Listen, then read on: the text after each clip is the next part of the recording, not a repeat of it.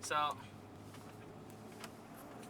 was on the Mr. Lock and Load blog TV show last night, co-hosting with him, which was fun, by the way. And anyway, we started talking a little bit about calibers, and he asked me why. My wife's laughing at me here. She thinks this is funny. But he asked me why I picked 9mm over 40 cal or whatever else. And you know, I mean, there's a bunch of guys. I think Mega Gaver did one video, or two actually, or three, I don't know, on why the 9mm is a homo round. And here's why I disagree with it. For one, 9mm is older than even 45 ACP. It's been around longer. It is, I mean, obviously older than the 40 that came out in the, what was it, 90s? I'm not quite sure exactly, but,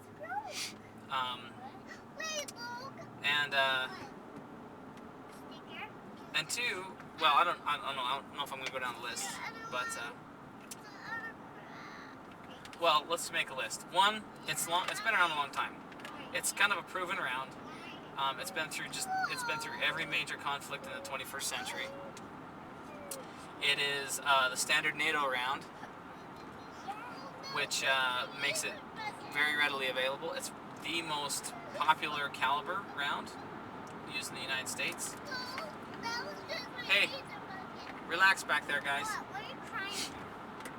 It's the most used caliber round, so it's very, very prevalent. So in a WROL situation, the ability to find that round if you need to is more likely than any other way. Hey Reese, relax, baby girl. Okay. So that's an important thing, and that's one of the major considerations, and one of the reasons why I chose that as a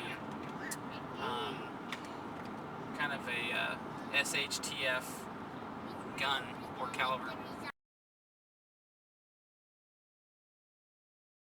They're measured in foot-pounds, okay? Foot-pounds is an old English energy unit, and it literally is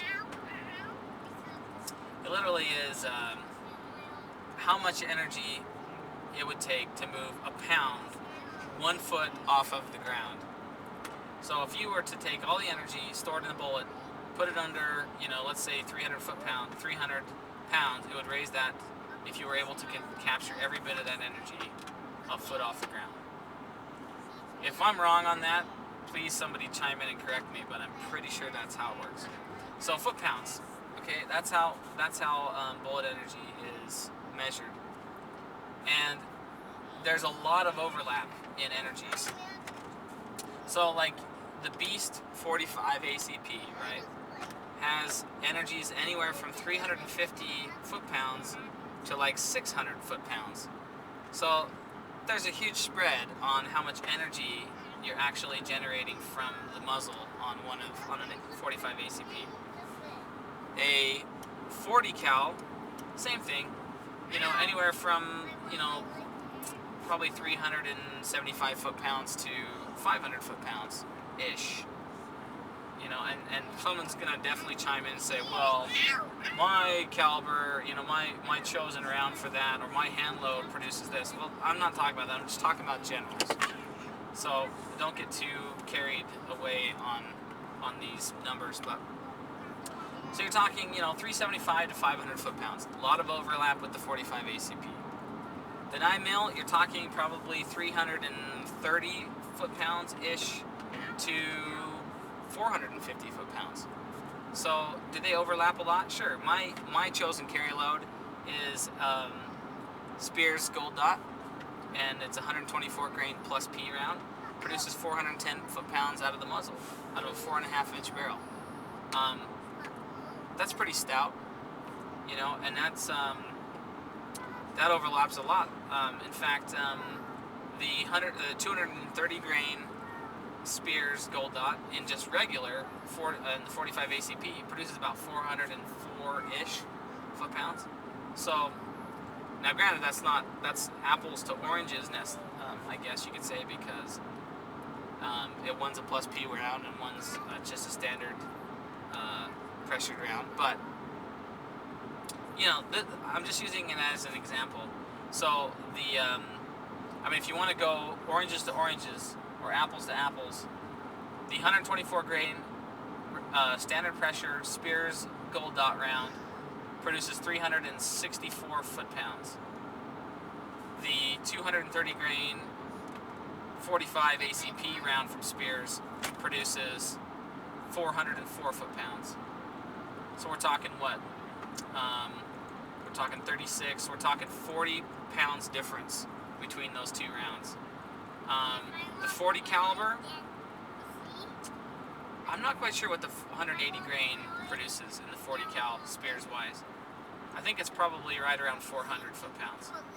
So they're all right smack in their energy from the muzzle. So why does that make a difference? Well, it makes a difference because it's the way the energy is deposited inside of tissue that makes a difference. The 45 ACP does not penetrate as much.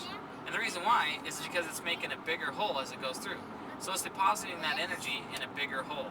So it's going to stop relatively more shallow than like a 9mm or a 40 caliber because you're expending a lot more energy to push that round through. So it tends to not penetrate as much, but it tends to deposit its energy a lot quicker than a 9mm or a 40 does. So a 9mm is the most, of the three main calibers, has more penetration than a 45, or 9mm, yeah, more than the 9mm has more than the 40 or the 45. And that's typically because it's producing a smaller hole. So you've got 400 foot-pounds of energy, or 364 foot-pounds of energy, and you are creating a smaller hole, which means that energy is going to deposit slower.